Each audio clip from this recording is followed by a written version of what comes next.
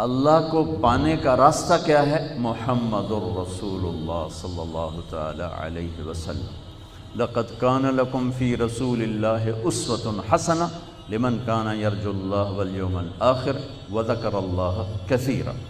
یہ عجب آیت ہے۔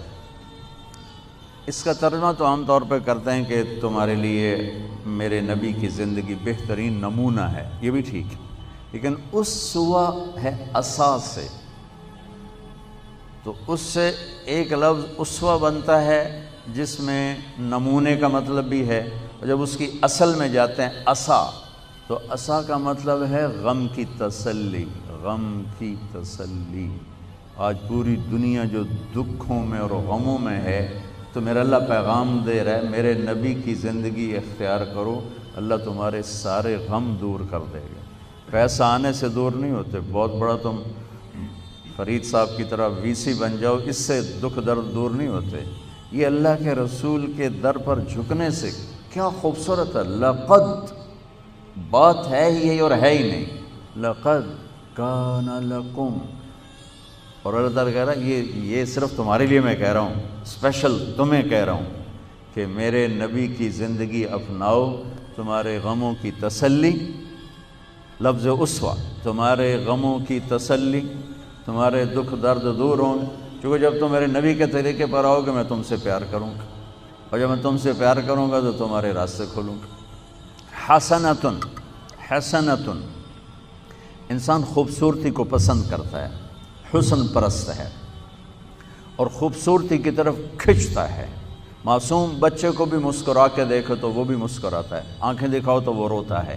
انسان کے اندر حسن پرستی ہے، تو باقی ہر حسن زائل ہو جاتا ہے، میرے نبی کے زندگی والا حسن ہمیشہ بڑھتا رہتا ہے۔ تو اسوۃ حسنۃ، تمہارے لیے میرے نبی کی زندگی سب سے خوبصورت نمونہ ہے۔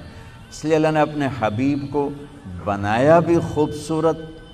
حضرت عائشہ فرماتی تھیں کہ یوسف علیہ السلام کو دیکھ کر عورتوں نے ہاتھ کاٹ لیے، اگر میرے محبوب کو دیکھتی تو دل پہ چھریاں چلا کے بیٹھ جاتی۔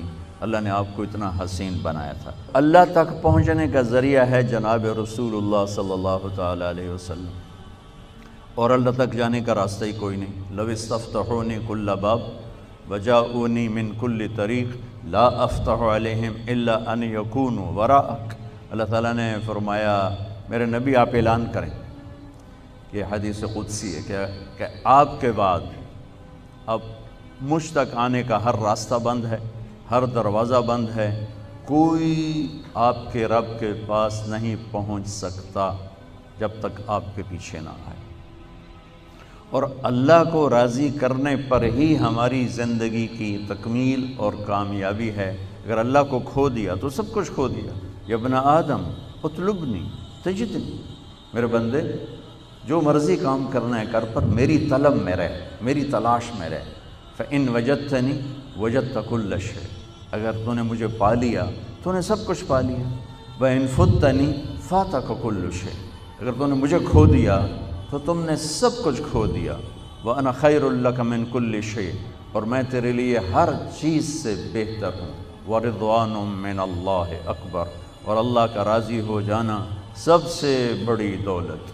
یا ابن آدم لی علیک فریضہ ولک علی رزق، میرے بندے ایک کام میرے ذمہ ہے تجھے روٹی کھلانا، ایک کام تیرے ذمہ ہے اپنے رب کی اطاعت کر کے چلنا۔